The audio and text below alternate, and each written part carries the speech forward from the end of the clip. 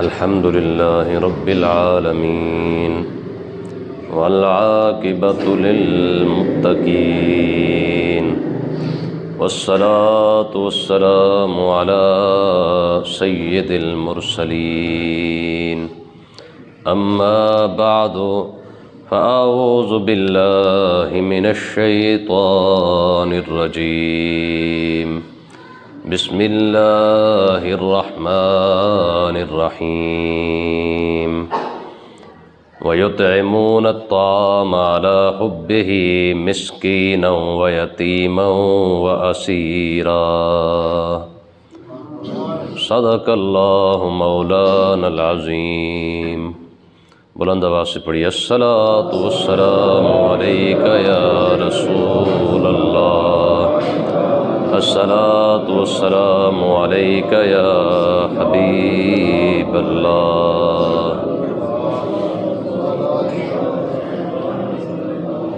معزز سامعین کرام،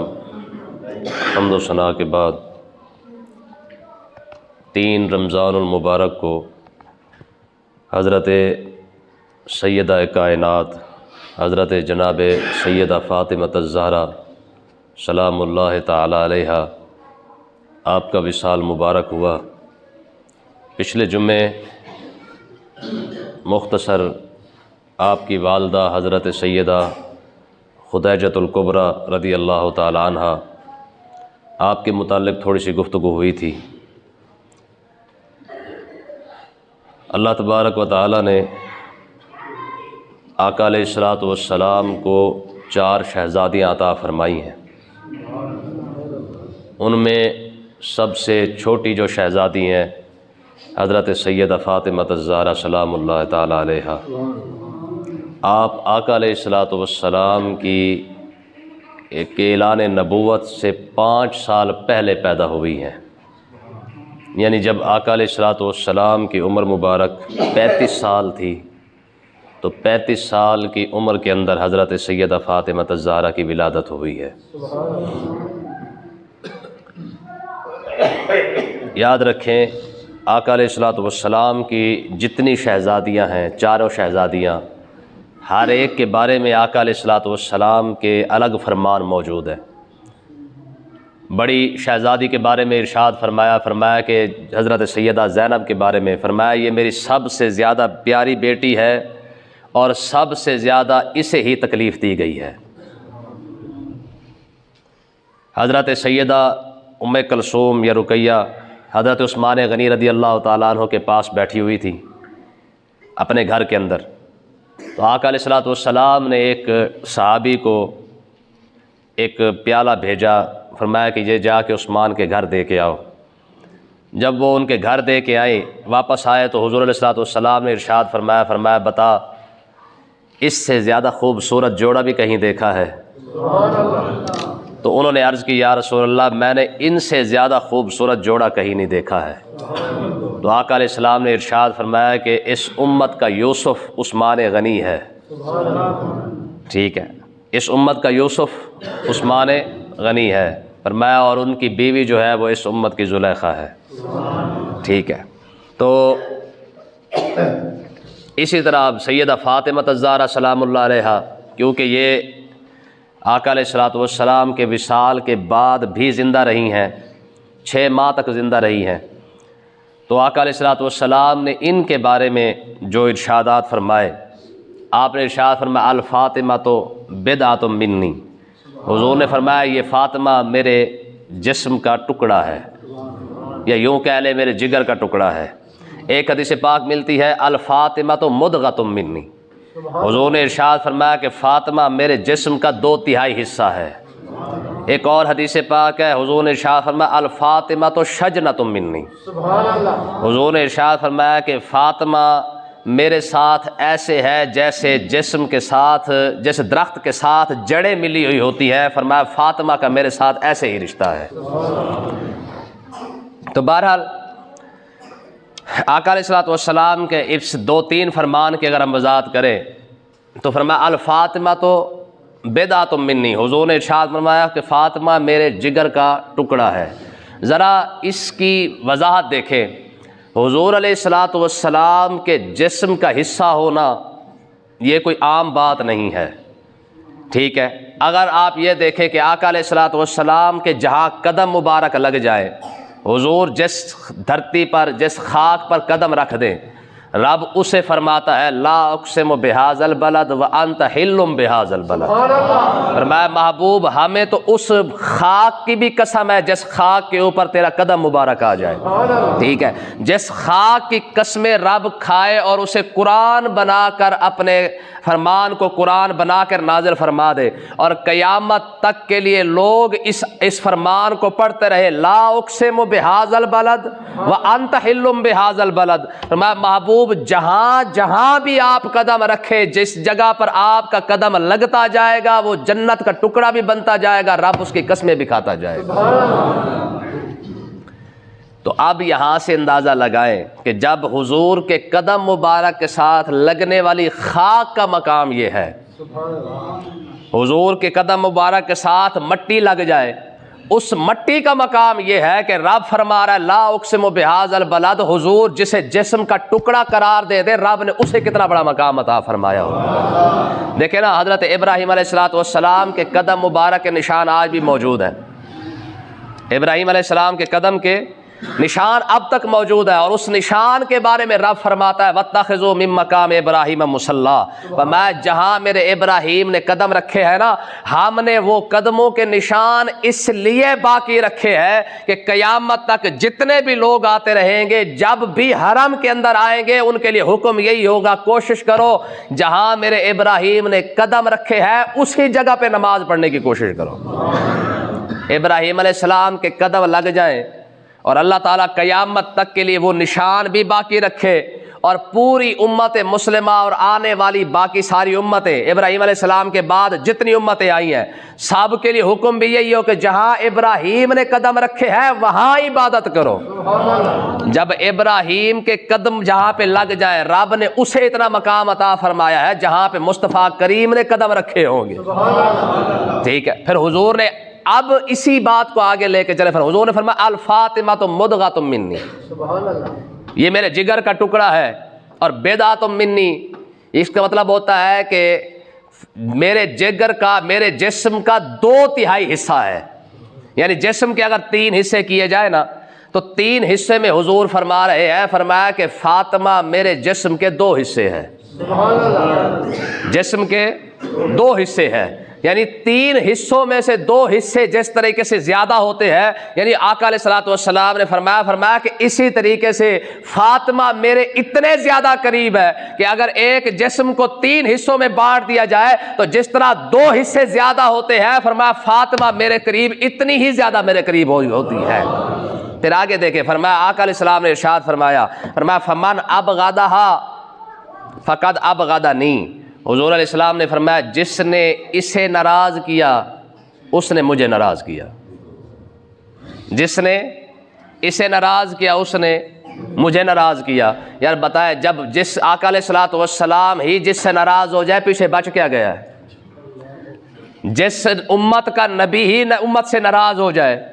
یا جس شخص سے نبی ہی ناراض ہو جائے پیچھے بچ کیا جائے گا؟ تو ظاہر آقا علیہ الصلوۃ والسلام کی ناراضگی کا مطلب ہی سیدھا سیدھا ہے کہ جب حضور ناراض ہو جائے پیچھے بچ گیا ہے، کیونکہ رب ملتا ہی یہیں پر ہے۔ اگر حضور کے برکت سے رب مل جاتا ہے تو حضور جس سے ناراض ہو جائے پھر یوں سمجھ لے کہ اسے رب کبھی مل نہیں سکتا ہے۔ تو اس کا مطلب یہ ہے کہ اگر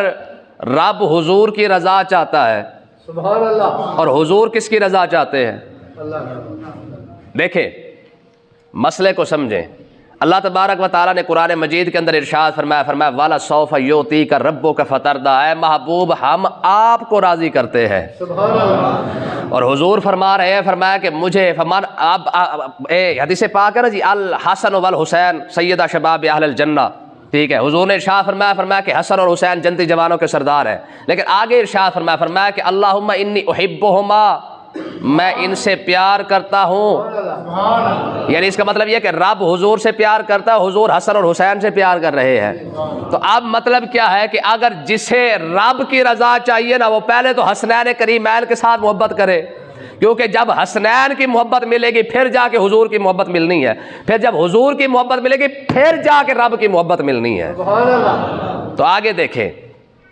آقا علیہ السلام نے ارشاد فرمایا الفاطمہ تو شجنۃ منی، سبحان اللہ، فرمایا کہ فاطمہ میرے ساتھ ایسے ہے جیسے دو انگلیاں آپس میں ملی ہوئی ہیں۔ شجنا کس کو کہتے ہیں؟ درخت کی جڑ کو شجنا کہا جاتا ہے، ٹھیک ہے، یعنی جس طرح پورا درخت جو کھڑا ہوتا ہے نا وہ جڑ کے سر پہ کھڑا ہوتا ہے، جڑ ہے تو درخت بھی ہے۔ تو آقا علیہ السلام نے ارشاد فرمایا جس طرح درخت جڑ سے جدا نہیں ہوتی ہے، یعنی جڑ کو اگر درخت سے علیحدہ کر دیا جائے تو درخت کی کوئی حیثیت نہیں ہے، جڑ کو علیحدہ کر دیا جائے تو جڑ کی حیثیت کوئی نہیں ہے، تو دونوں چیزیں آپس میں مل کر ایک درخت جو ہے وہ ملتا ہے اور ہرا بھرا اسی وقت تک رہتا ہے جب اس کی جڑیں مضبوط ہوتی ہیں۔ تو مطلب کیا ہے؟ فرمایا کہ مطلب یہ ہے اس کا کہ اگر کوئی شخص یہ چاہتا ہے کہ فاطمہ کے بغیر اسے درخت کی چھاؤں مل جائے گی، فرمایا نہ، ایسا ممکن ہی نہیں ہے۔ فرمایا کہ درخت جس طرح جڑوں کے ساتھ ہرا بھرا ہوتا ہے، فاطمہ رضی اللہ تعالی عنہ کی محبت میرے ساتھ ایسے ہی ہے، جس طرح درخت جڑوں سے جدا نہیں ہے اس طرح فاطمہ محمد عربی سے جدا نہیں ہے، ٹھیک ہے جی، ہاں، جس طرح درخت کا جڑ کے ساتھ تعلق ہوتا ہے فاطمہ کا حضور کے ساتھ تعلق ایسا ہی ہے۔ فرمایا کہ جس طرح جڑ درخت سے جدا نہیں اسی طرح فاطمہ حضور سے جدا نہیں ہے۔ پھر اگلی بات دیکھیں، آقا علیہ الصلوۃ والسلام نے ارشاد فرمایا کہ واحد یہ خاتون ہے، یعنی اپنی بیٹی کے بارے میں فرمایا فاطمہ کو، فرمایا اللہ تعالیٰ نے اس کی اولاد پر بھی جہنم کی آگ کو حرام کر دیا ہے۔ مقام دیکھیں، قیامت کا دن آئے گا، ہر بندہ جب اپنے اپنی پڑی ہوگی، واحد سیدہ خاتون جنت ہو جن کو رب نے عزت اور مقام اتنا عطا فرمایا ہے، جتنے ان کی اولاد چلتی جائے گی، فرمایا ان کی اولاد کو بھی اللہ تبارک و تعالیٰ نے جہنم کی آگ سے محفوظ رکھا ہوا ہے۔ یار آپ بتائیں، جس کی وجہ سے ایک حدیث پاک ملتی ہے، حضور علیہ الصلوۃ والسلام نے ارشاد فرمایا وَبِنَا تَحْيَوْنَ وَبِنَا تُرْزَقُونَ۔ سبحان اللہ، تسی ہسنا تو ذرا باہر جا کے پورا ہسا ہو ایک بار جا کے، جلے گلا مک جان پھر آ جانا۔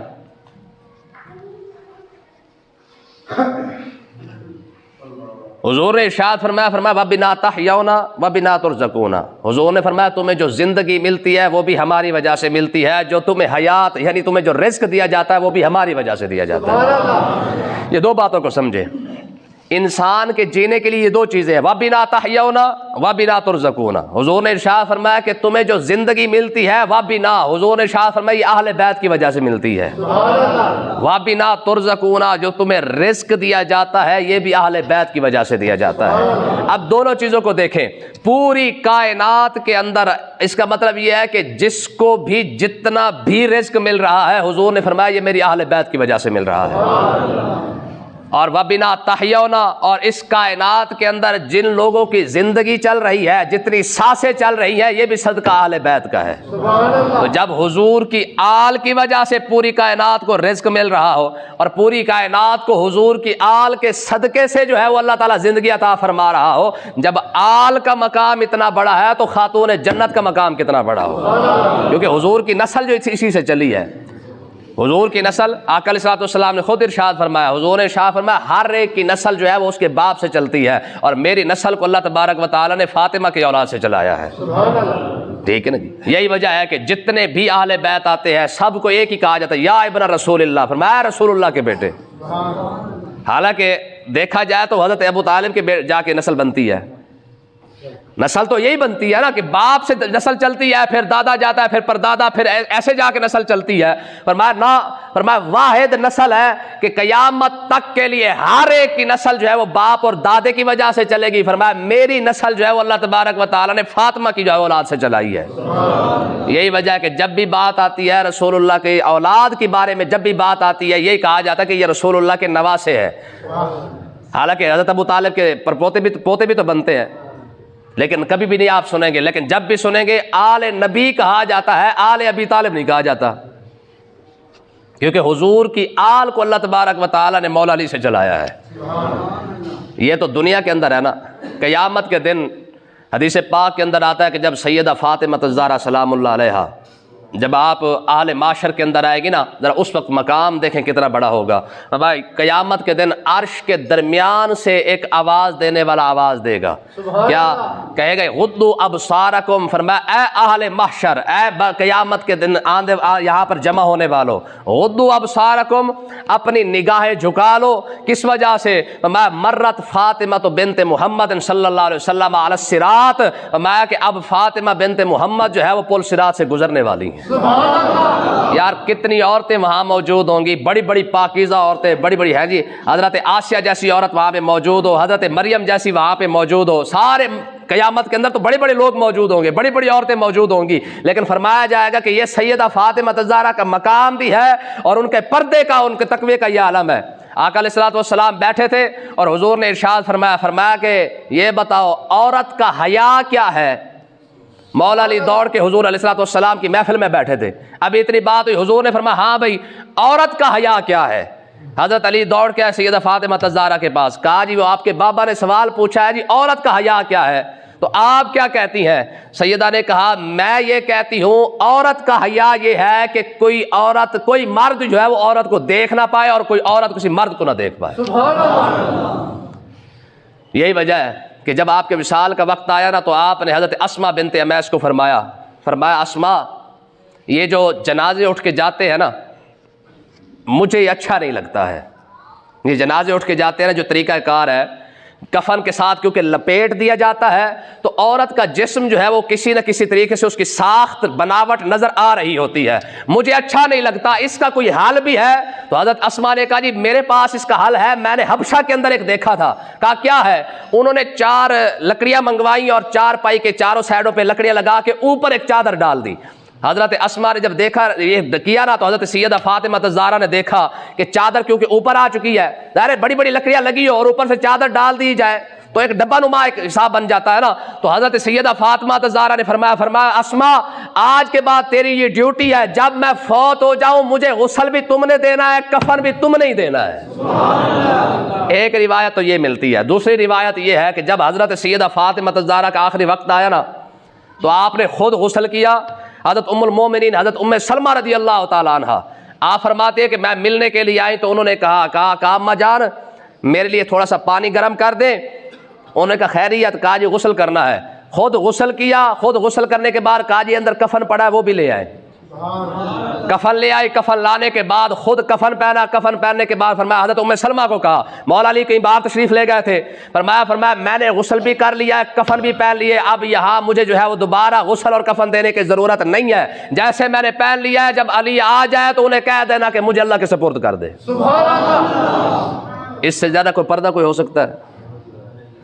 علامہ اقبال نے کہا تھا مریم از یک نسبت عیسیٰ عزیز، از سہ نسبت حضرت زہرا عزیز۔ فرمایا جناب مریم کے پاس تو ایک ہی بات ہے نا کہ وہ عیسیٰ علیہ الصلوۃ والسلام کی والدہ ہے،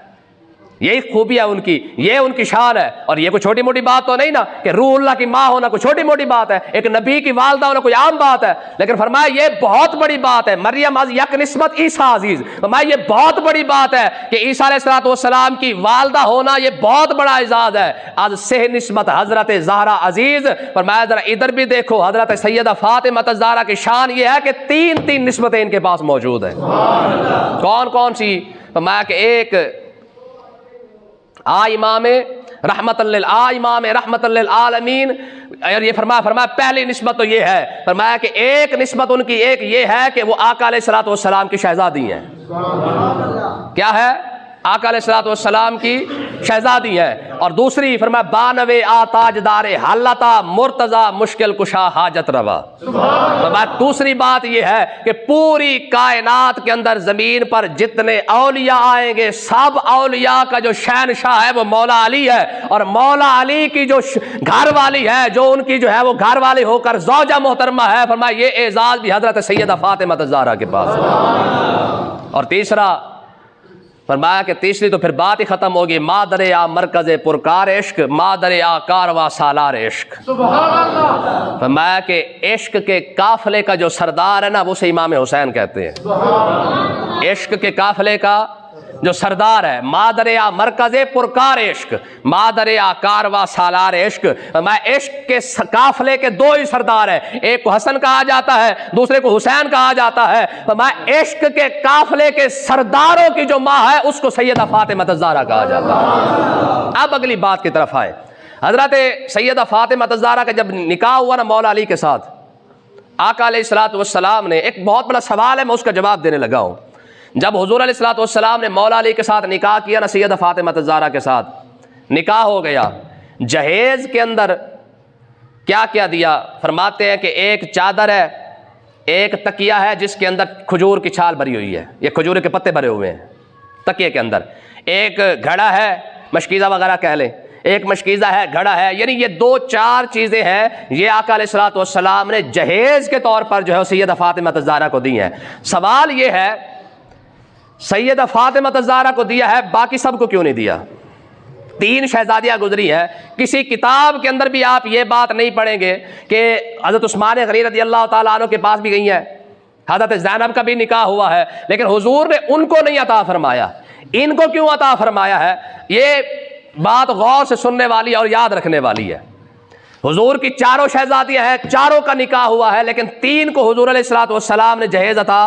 نہیں فرمایا، چاہے جتنا بھی ہے، گھڑا ہو گیا، مشکیزہ ہو گیا، چادر ہو گئی، تکیہ ہو گیا، یہ سب کچھ تو دیا ہے، لیکن سیدہ فاطمہ الزہرا کو دیا ہے، باقی تین کو کیوں نہیں دیا؟ سمجھ آ رہی ہے بات؟ اچھا کو اب دیکھیں، بات یہ ہے کہ آپ یہ مسئلہ سنتے رہتے ہیں کہ جہیز حرام ہے، نہیں دینا چاہیے، یہ عام مسئلہ سنتے رہتے ہیں بھئی جہیز، شریعت کے اندر جہیز کی اجازت نہیں ہے، یہ ہمارے اپنے دگڑ شگڑ لگے ہوئے ہیں نا، لیکن وگرنہ شریعت کے اندر جو ہے وہ جہیز دینا جائز پابند نہیں ہے بندہ، ٹھیک ہے، جہیز دینے کا پابند نہیں ہے، شریعت نے نہیں اس کو کیا۔ ہاں ایک ولیمہ ہے، نکاح اور ولیمہ، یہ دو چیزیں شریعت کے اندر موجود ہے، اس کے علاوہ باقی جہیز کی شریعت کے اندر کوئی جو ہے وہ اس کی اہمیت نہیں ہے، لیکن آقا علیہ الصلوۃ والسلام نے سیدہ فاطمہ الزہرا کو عطا فرمایا ہے، باقی تین کو نہیں عطا فرمایا۔ اس کی وجہ کیا ہے؟ یاد رکھیں، یہ جو آقا علیہ الصلوۃ والسلام نے سامان عطا فرمایا نا مولا علی کو، یہ جہیز کی صورت میں نہیں عطا فرمایا۔ سیدہ فاطمہ کو جو سامان دیا ہے وہ جہیز کی صورت میں نہیں ملا، کیوں؟ اس کی وجہ یہ ہے کہ مولا علی رضی اللہ تعالیٰ عنہ کو پالنے والے بھی حضور ہے، اچھا، یعنی مولا علی کی تربیت، ان کی پرورش، ان کی جو ہے وہ جو سارا سلسلہ تھا، جو کفالت تھی، وہ خدا کا علیہ الصلوۃ والسلام کے پاس تھی۔ باقی جو حضرت عثمان غنی ہے یا عمر بن عاص ہے، یہ جتنے جو داماد ہیں آقا علیہ الصلوۃ والسلام کے، ان کے اپنے اپنے کاروبار، اپنے اپنے گھر تھے، اور حضرت ابو طالب نے کیونکہ بچپن کے اندر ہی مولا علی کو حضور کی کفالت میں دے دیا تھا، کوئی نہیں سمجھ آ رہی؟ یہ بچپن کے اندر ہی حضور کی کفالت میں آ گئے تھے، ان کا کھانا پینا، اٹھنا بیٹھنا، آنا جانا، صحت خوشی غمی سب کچھ حضور کیونکہ خود کرتے تھے، مولا علی کیونکہ ان کی کفالت کے اندر موجود تھے، تو آقا علیہ الصلوۃ والسلام نے جو سامان عطا فرمایا ہے، علماء فرماتے ہیں کہ وہ سیدہ کو نہیں بلکہ مولا علی کو عطا فرمایا ہے۔ کیوں؟ کیونکہ مولا علی رضی اللہ تعالیٰ عنہ کی بھی ساری خوشی غمی جو ہے وہ بھی حضور ہی کیا کرتے تھے۔ اب دیکھیں یہاں پہ دو سبق ہے۔ پہلی بات، آقا علیہ الصلوۃ والسلام نے ارشاد فرمایا، میں نے آج صبح درس کے اندر بھی یہ بات کی ہے، شاید کل پرسوں کی تھی، حضور نے ارشاد فرمایا لو شئت لصارت معی جبال الذھب، حضور فرماتے ہیں کہ اگر میں چاہوں تو سونے کے پہاڑ بھی میرے پیچھے پیچھے چلیں، اس میں تو کوئی شک نہیں نا، جنت کے مالک بھی حضور ہوں، کائنات کے مالک بھی حضور ہوں، اگر حضور چاہتے تو اپنی بیٹیوں کو کیا کچھ عطا فرماتے، لیکن کیوں نہیں دیا؟ اگر حضور چاہتے تو کیا کچھ نہیں ہو سکتا تھا، جنت سے کھانے آ سکتے ہیں تو جنت سے جوڑے بھی آ سکتے ہیں، ٹھیک ہے جی۔ اگر جنت کے اندر آقا علیہ الصلوۃ والسلام نے خود فرمایا نا، جنت کی سرداری جس کے گھر سے بٹ رہی ہو، جنت سے جوڑے منگوانا کون سا بڑا مسئلہ ہے؟